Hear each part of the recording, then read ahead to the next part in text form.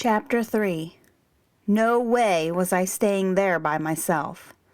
Despite my initial excitement at being on my own, being free, I was done.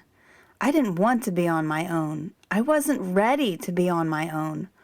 More than willing to go back to Midway to be with my parents, I wiped my face and found my little calendar book from my bag.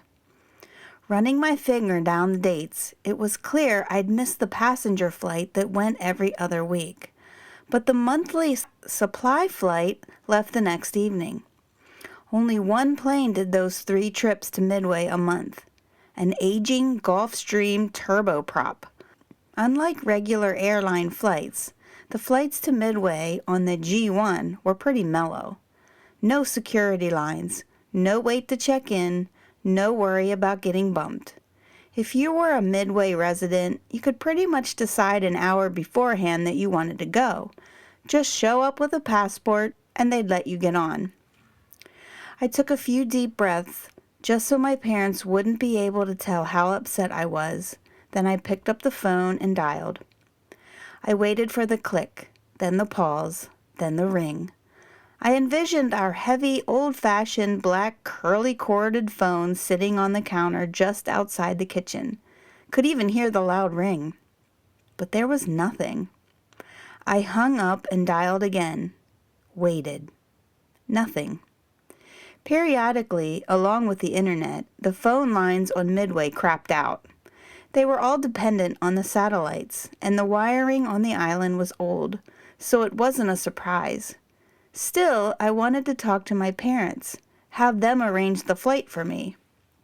Should I call AJ? I shook my head, answering my own question. She would just freak out and feel guilty about leaving me alone, not to mention maybe get mad at me for not telling her Bobby wouldn't be checking on me after all. Figuring I'd call Mom and Dad in the morning, I brushed my teeth and put on my pajamas. My room was down the hall from the bathroom. Usually no big deal, but I always had to pee in the middle of the night.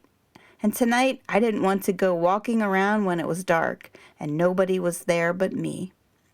So I went into AJ's room, which had an attached bathroom. I locked her door, tossed all her blue and green shams and decorative pillows on the floor, and crawled under the covers. The sheets were cool and I stretched out my toes. Then I reached over to turn off the bedside lamp. But I couldn't. I did not want it to be dark, so I left it on and rolled over, facing the other way toward the sliding glass doors that went out to the balcony. The white curtains were shut. Pushing the covers back, I slipped out of bed and tiptoed over to them. Reaching out a hand, I grasped the edge of the curtain. 1, 2, 3. I whipped them back, gasping. Except for a few plant pots, the balcony was empty, and we were on the 10th floor. Nobody was going to crawl up. Don't be a baby. I let the curtain drop. Still, I was relieved I'd checked. I crawled back into bed, but I couldn't sleep. Without my aunt, my favorite place in the world had turned into something else. I heard a noise, a tapping. It's just someone knocking on the apartment next door. The tapping continued. It's just something loose, blowing in the wind. Tap, tap, tap. It's the ice maker. Something is just loose. But I knew it wasn't true. I knew it was the weird guy from the street, trying to get in, trying to get me. I pulled the covers up over my head and trembled, my heart beating so hard I was almost able to hear it in the quiet room. Now and then I peeked out of the covers at the glowing red numbers of the bedside alarm clock, which shifted slowly through the night. 11:13, 1:02, 3:29. I waited, ready for whoever might come in to get me. 4:43. Finally, just as it began to lighten outside, I fell asleep. Chapter 4. AJ called at about 9 and woke me up. When she asked how I was, I lied, told her everything was fine and Bobby had stopped in the day before. I felt bad, but what did it matter when I was heading home anyway? Then I tried my parents. but the phones still weren't working. When I stepped in the elevator to head down to Starbucks, my heart pounded until I reached the lobby. The security guard, who always smiled and called out, "Aloha," wasn't at his post. Back upstairs, I packed, then went to the pool for a while, made a ham sandwich for lunch, and took a nap. About 4, I got dressed.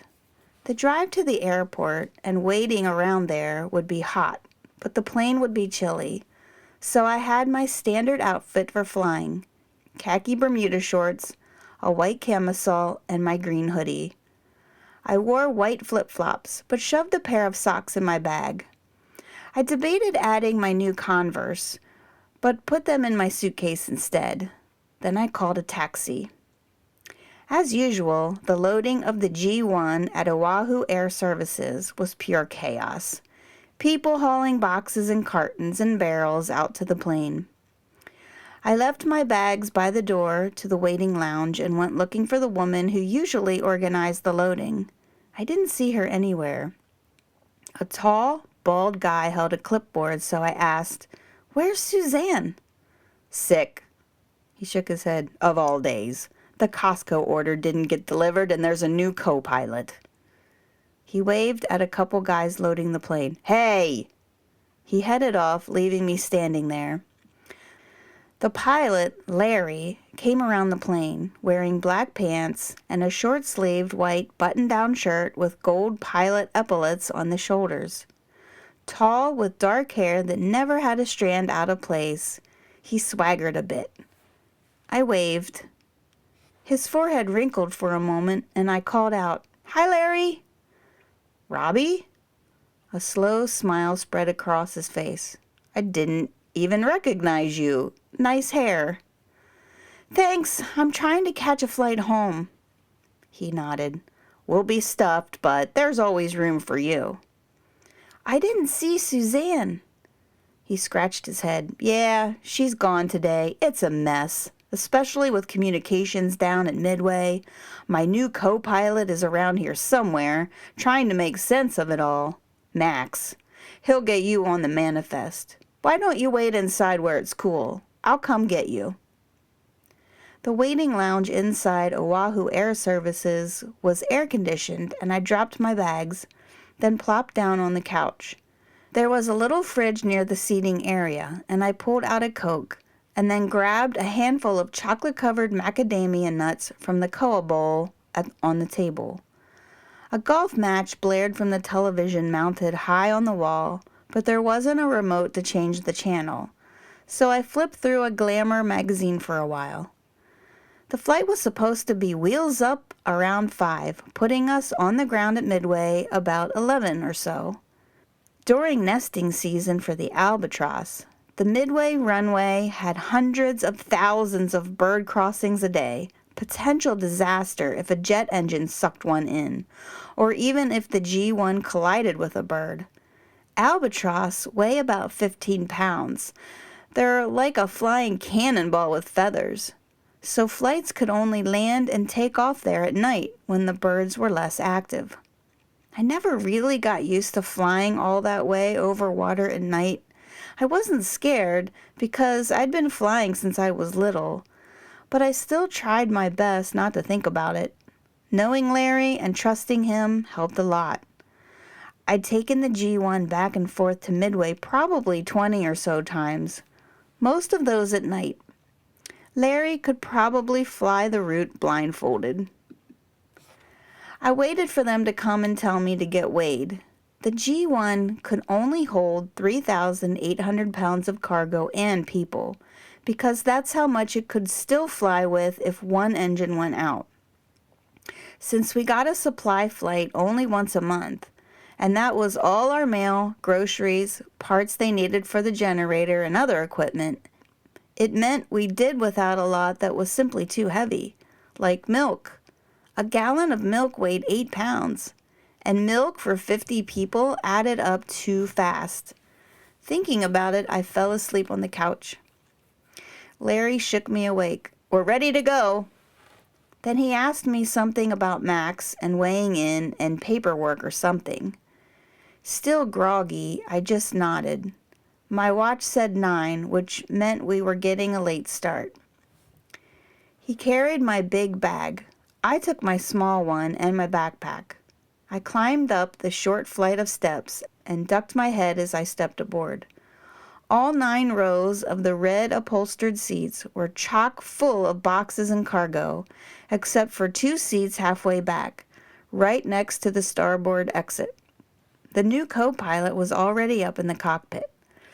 Max looked about 25 or so. I couldn't tell. Younger than AJ anyway. His dark hair was very short, like in the military, and he wore the same black pants and white shirt as Larry, only he also sported a black tie. Max glanced my way and didn't say anything. I smiled. Hi. For about a millisecond he nodded and smiled, but his eyes didn't. They seemed sad. My dad was tall and always had to stoop to avoid the ceiling, but I could walk normally, albeit sideways, through the narrow cabin back to the 5th row of seats. The bin above my seat was filled with a blue mesh bag of Satsuma oranges, my favorite. I noticed the sharpied Mitchell on the label and grinned. Part of Mom's grocery order. I undid the top of the bag, pulled out 2 oranges, and then folded the bag and slammed the bin shut.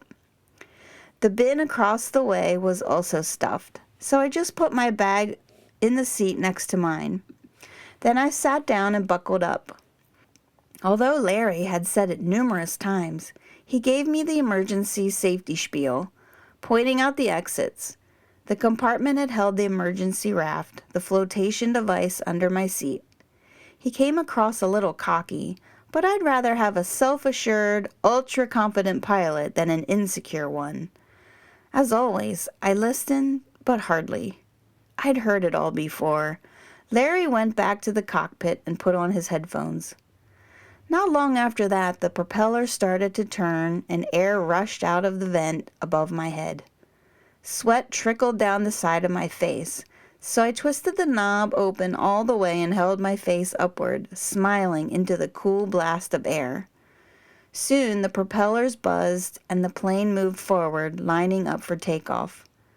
I looked out the window. A United Airlines jet rumbled as it lifted, probably heading toward the mainland. A few minutes later, Larry's voice came over the intercom. "Here we go." My knuckles weren't white as I grasped the seat, but my grip would definitely pass as tight. I wasn't usually this nervous, but I just watched the plane crash on Lost and was trying hard to put it out of my mind. The engines motored up to full throttle as we stayed there, so it felt as if we were a dog on a leash, raring to go as someone held us back.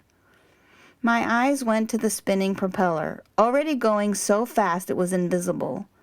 Then to the words, Rolls-Royce on the engine.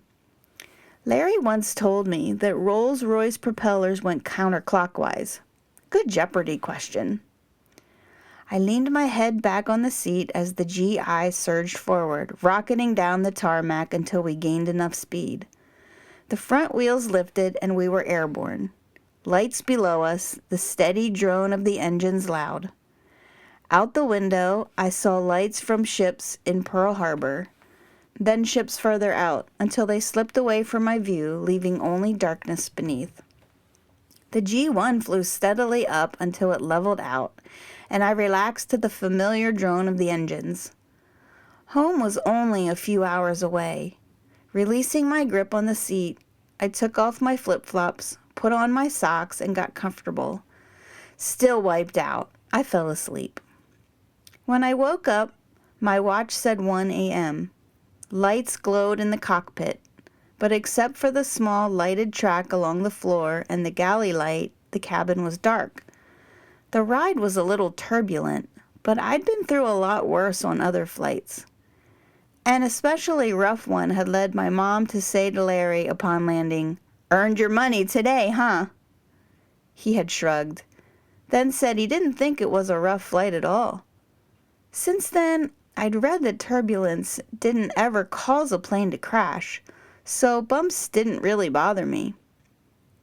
5 rows up, Larry sat in the cockpit and Max stood in the galley, sipping from a styrofoam cup of coffee. Not as tall as Larry, Max was thinner, rather wiry, and athletic-looking. Max went back to the cockpit and Larry stood up. He got a cup of coffee, noticed I was awake, and came my way. "There's a storm front that moved in a little quicker than we expected. I'm going to skirt to the north a bit, but it shouldn't slow us down too much." "Okay. Help yourself." He lifted his cup and went back up front. Despite the late hour, my stomach grumbled, so I unbuckled and went to the galley. A drawer held ice and drinks, and I grabbed a pink can of guava juice from before rummaging through a big blue plastic cooler full of sandwiches. I chose a thick turkey one and then went back to my seat. Unlatching the tray in front of me, I dissected my sandwich, taking off the tomato, lettuce, and white cheese before replacing the top of the onion roll. At my first bite, the plane shuddered and bumped below me. An especially large lurch shoved my stomach up into my throat. Larry's steady voice came over the intercom. "Robbie, make sure you're buckled in tight. It might get rough for a little bit here. We should be out of it soon." I wrapped up the sandwich, saving it for when the turbulence calmed down. Maybe bumps didn't bother me, but I didn't really like eating during them. As far as I could tell, we were only about an hour and a half from home. The ride got rougher and rougher, so that my knuckles were white as I held on and wished for Midway. Out the window were occasional flashes of lightning, but they didn't illuminate anything except for the rain pelting my window. Constantly lurching in the dark, it was as if we were in a car sliding on ice. Leaning out in the aisle, I tried to watch the pilots in the cockpit, see if they looked especially concerned, but their backs were to me and their hands just looked busy. Larry hadn't announced anything for a while. I seriously wanted to call up to him, ask when we'd be landing, but it seemed stupid. We'd get there when we'd get there. Grow up. Then the sound of the engines got louder. I tried not to think about the dark and the water underneath us. Nothing but dark and all that frickin' water. Chapter 5. 10 minutes later, although I wouldn't have believed it possible, the turbulence got worse. Now it felt as if we were in a snow globe that someone just shook and shook and shook. The lurching turned into deep plunges that made me feel like we were nosediving before we finally came back up, all the while bumping. One huge thump sent all the oxygen masks tumbling down, where they swayed from side to side. Mine swung right in front of my face. Oh my God, was I supposed to put it on? A glance up front showed neither Larry nor Max had donned a mask.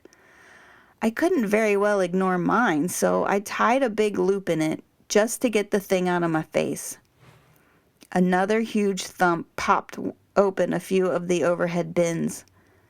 All of a sudden, a quick barrage of soft but forceful punches pummeled my head and shoulders, but the assault was over before I could even shriek or fend them off. Oranges from the bin above my head. One landed in my lap, and others lay all around me, rolling up and down the aisle with every shift of the plane. I wanted to scream, but held it in. Panicking wouldn't help anyone, especially not the pilots. Again, I tried to see what they were doing, their demeanor, their attitude. Were they worried? Struggling with the controls? It was impossible to tell from my vantage point. I felt an overwhelming need for reassurance, for someone to tell me everything would be okay, that I would be okay. But no one did. As we bounced around, tears started sliding down my face. I stopped myself and wiped my eyes with the back of my hand. You baby. There was no need to cry over a little turbulence. Tons of things are worse than this. And then there was a hush. Not totally quiet, but there was just less of a drone than there had been. I leaned over and peered out the window at the starboard engine. At the end of the wing, a blue light winked.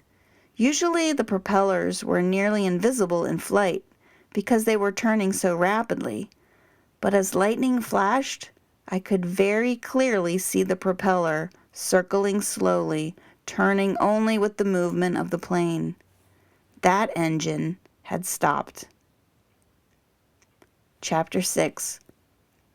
Both trembling hands covered my mouth as I stifled a cry or a scream or whatever was making its way up. 2 words whispered their way out. Oh, God. I wanted my mom or my dad or AJ or someone. I didn't want to be on that plane.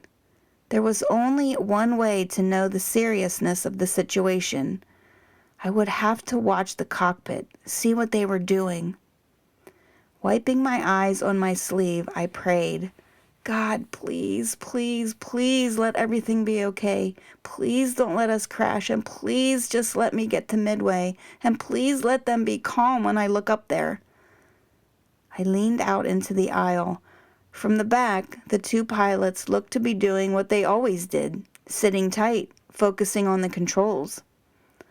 The loss of an engine had to freak them out too, right? Maybe I'd imagined it. I didn't know anything about planes, did I? Maybe the engine was fine. Again, I stared out the window at the propeller, definitely not turning. Any idiot could see that the Rolls-Royce had quit.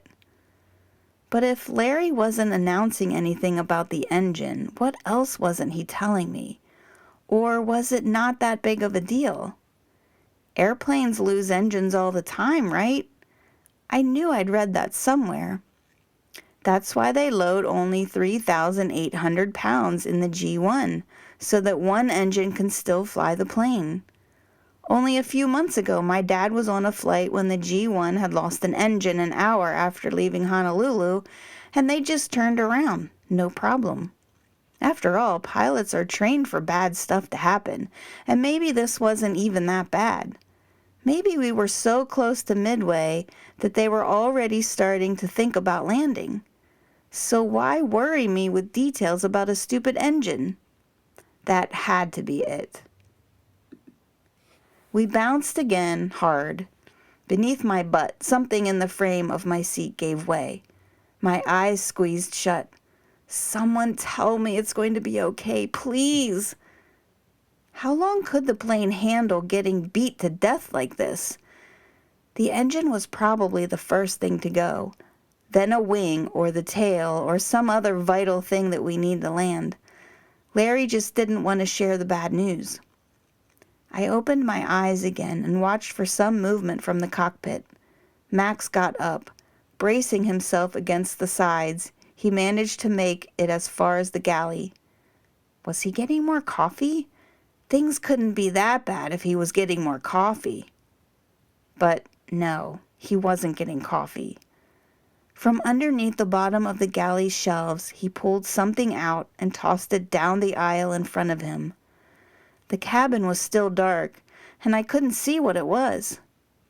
With a foot, he pushed it along as he walked until he reached me.